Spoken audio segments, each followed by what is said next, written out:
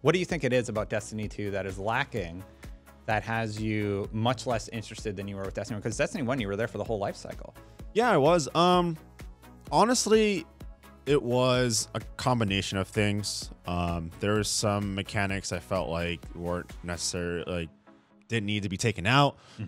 Specifically, like, I'm big on raiding. So going in, getting raid gear, and then having that raid gear not have any perks to help you with the raid didn't make any sense to me at all. And then on top of that, like, kind of giving it away to everybody, where people just kind of got it for free if they're in the clan. Yeah. And like, sure, it was like 10 light or something like that. It was like super But tiny. still, like, you could this infuse it up so quickly. Precious piece of gear.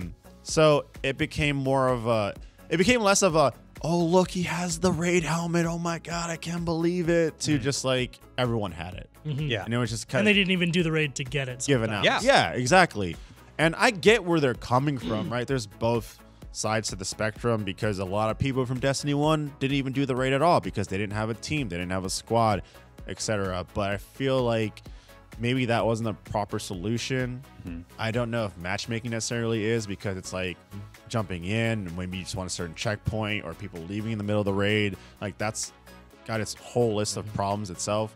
But It was less special. You're right. It didn't feel unique to me. I personally still think it was rushed. I always point to the first Iron Banner as the, like, wait a second, guys, what's going on? Yeah, like, something's not right. Launched Iron Banner and it's like, just get a bunch of tokens. But I mean, as I look back when he was even saying that, I'm like, you know, I wonder if because it was so crunched, they're like, we can't come up with these raid perks and deal with this right now. I kind of wonder if they always wanted to do it. Because, right, why did they get rid of it? It just still doesn't add up. I also just feel like it crunch. was like, you know, the streamlining of systems across the board, right? Like Destiny 1 had really interesting PvE and PvP systems that you had to figure out and long-term learn how to manage your time efficiently. And then everything in Destiny 2 is just like grab tokens, turn them in for rewards. And just real rewards. Sorry, Sean. Just real quick, so everybody knows, we are going to talk about the big updates today. We're actually going to bring CJ back on the show. There's about 20 pages worth here of notes that they're addressing. But yeah, I just wanted to give Alfredo the chance to talk about like his experience with Destiny 2 and what he thinks would actually bring him back.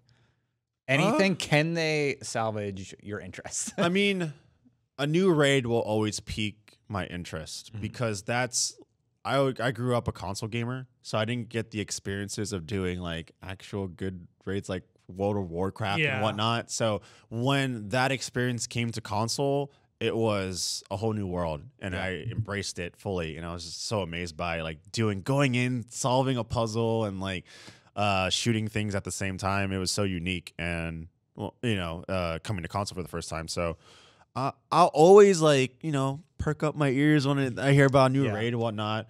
I couldn't get into the PvP.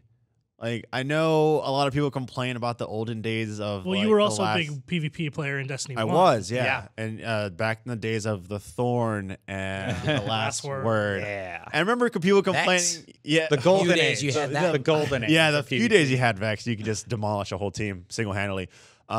I remember the days of the hand cannon meta, like the last word and the Thorn, and people were complaining about it so much. But little did we know that there would be like the shotgun blink meta. That Exactly. that I left. I couldn't do it. I couldn't do that.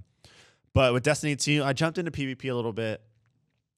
It's unfortunate, and I don't really know what the solution is, because one of the big issues that I had with Destiny 2 PvP is that you do trials and you're playing this competitive, you have to win essentially like 9 games straight, and then someone would either mess with the server, or the Destiny servers would crash on you, and then you'd have to restart it all over again. And that's just so unacceptable, because it's such a grind to win, you know, trials and to get to the finish line.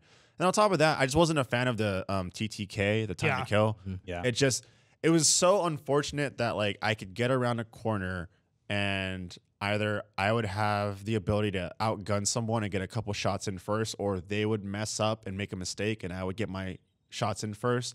And I would have the ability to shoot them a couple times, and they would make the mistake and still have the ability to run away and hide. And that's just not fun. Like any competitive shooter, or any just shooter in general, you want to embrace gunfights. You don't want people running away from a battle. It's good that you bring that up. We'll talk about it later. That is what they're focused on fixing. They're focused on 27th. time to kill and team shotting. But through your speed, which I think is very interesting. We'll talk about it. They don't talk about increasing, say, hand cannons in PvP. They talk a lot about how they're going to speed you up, how they're going to change a bunch of things. But that basically, I thought it was interesting that that's what bothered you. But the point is they're not going to be able to get away potentially anymore.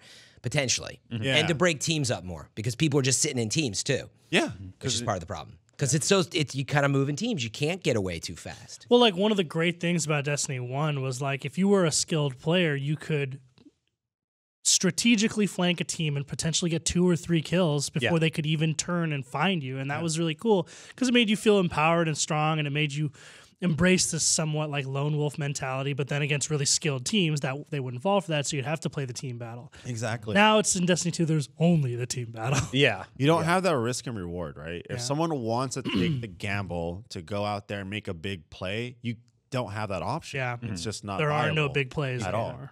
Hey everyone, thank you so much for watching that episode, and thanks to Alfredo for being on the show. I wanted to give everybody a heads up that we are going to start trying other content as we have teased on Fireteam Chat. We're going to be taking a look at The Division, Anthem, and Fran even said he might try a little bit of Sea of Thieves. However, our Destiny coverage will not stop. Fireteam Chat is still going to come every Friday at 5. So be sure to check us out, hit that subscribe button, and you can see all the episodes of Fireteam Chat right here as always.